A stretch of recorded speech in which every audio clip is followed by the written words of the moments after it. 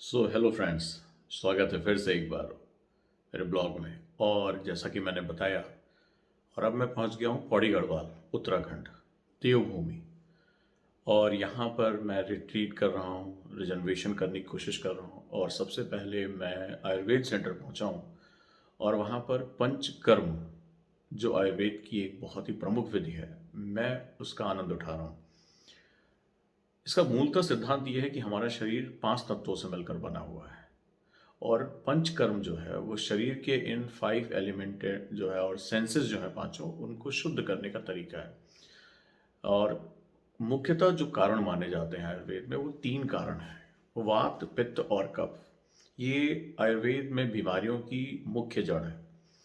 वात का योगदान 80%, पित्त और फिर कफ, पित्त 40 और कफ 20, ये प्रतिशत के हिसाब से वो हमें बीमार करते हैं। जब इन तीनों का असंतुलन हो जाता है, ये इम्बैलेंस हो जाते हैं, तब हमें समस्याओं का सामना करना पड़ता है, तब हमें बहुत दिक्कतें आती हैं। और इन तीनों के बैलेंस से ही मनुष्य हार्मोनी के साथ है। तो ये हमारी बहुत प्राचीन आयुर्वेद की पद्धति है, जो शरीर की जड़ों में जाकर, जो बीमारी की जड़ है उसमें जाकर शरीर का इलाज करती हैं, मन का इलाज करती है। बड़ा खूबसूरत अनुभव रहा।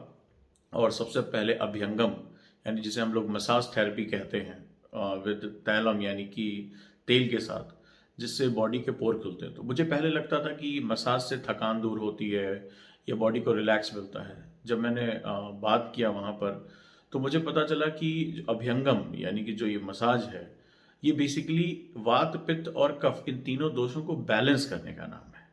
इससे हमारे पोर्स भी खुलते हैं, साथ ही साथ ब्लड सर्कुलेशन बढ़ता है। तो ये बड़ा ज़बरदस्त था। उसके बाद भाप थेरेपी, जिससे हमारे पोर्स खुल जाते हैं और जो हमारे जो बॉडी में एक तरह से कह सकते हैं कि हीट का आवागमन होता है, तो इससे जो है हमारी बॉडी में चीज़ें जो हैं वो बैलेंस होती हैं।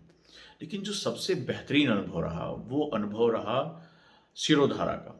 शिरो यानी कि जो सर के ऊपर तेल गिराने की एक धार टपकती रहती है। और जब, यकीन मानिए, इसका अनुभव करना ही अपने आप में बहुत बड़ी बात है। और जब मैंने वो सर पे तेल गिरा और लगातार वो जब एक धार गिरती रही, तो पहले शुरुआत में बड़ा अजीब सी एक सेंसेशन हुई और धीरे धीरे धीरे धीरे ऐसा लगा कि कोई दिमाग को ऊपर की तरफ खींचे लिए चला जा रहा है, खींचे लिए चला जा रहा है। और मैं बहुत फोकस होने लगा धीरे धीरे।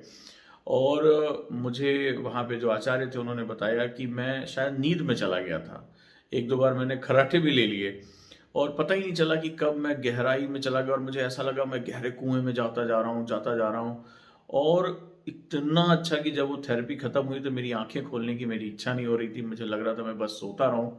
और इतना रिलैक्सेशन, जैसे लगा कि मुझे सालों से मैं कहीं दौड़ रहा हूँ और अचानक से मुझे खींच कर किसी ने बाहर निकाल लिया। तो ये बहुत ही ज़बरदस्त अनुभव रहा। और मैं हिमालय की वादियों में जो अभी आनंद ले रहा हूँ, वो एक अलग ही लेवल पे है, एक अलग ही अनुभव कर रहा हूँ। तो निश्चित रूप से ये रिजर्वेशन जो है वो बहुत ही खास रहा। और जब भी आपको समय मिले तो प्रकृति के करीब जाने की कोशिश करिए। और भारत की प्राचीन आयुर्वेद परंपराओं में ऐसी बहुत सी अद्भुत चीज़ें जिनके बारे में हम शायद जानते ही नहीं हैं, भारतीय होने के बावजूद भी नहीं जानते। क्योंकि जिस आश्रम में मैं हूँ, वहाँ अभी तक कर्मचारियों को छोड़कर अभी तक कोई भारतीय नहीं मुझे मिला।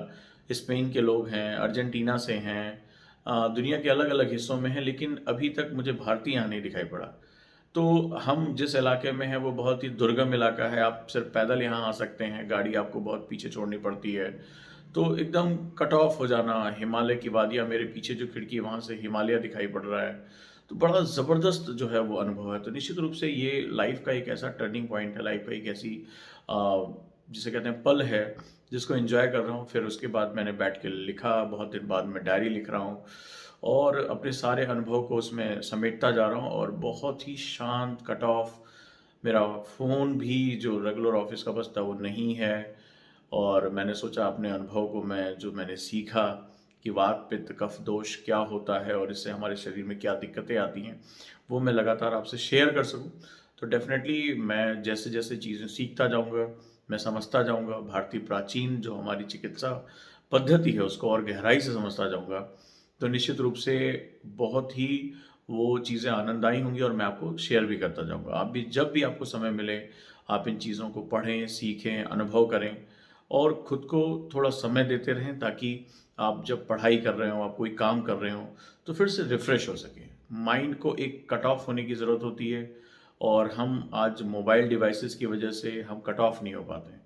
तो डेफ़िनेटली इससे भी हमें बहुत बेनिफिट मिलेगा और हम यहाँ बहुत लाभान्वित होंगे। तो फिलहाल आज के ब्लॉग में इतना ही। आज का सफ़र बहुत ही ज़बरदस्त रहा। ठंड बढ़ती जा रही है धीरे धीरे, तो इसीलिए मैंने देखिए शॉल ओढ़ लिया और बड़ा आध्यात्मिक सा महसूस भी हो रहा है। तो अगले ब्लॉग में और नई चीज़ें शेयर करूँगा। आप अपनी ध्यान कैसे लगाते हैं, आप मेडिटेशन कैसे करते हैं, क्योंकि कल सुबह जल्दी उठकर मुझे योग करना है, ध्यान करना है।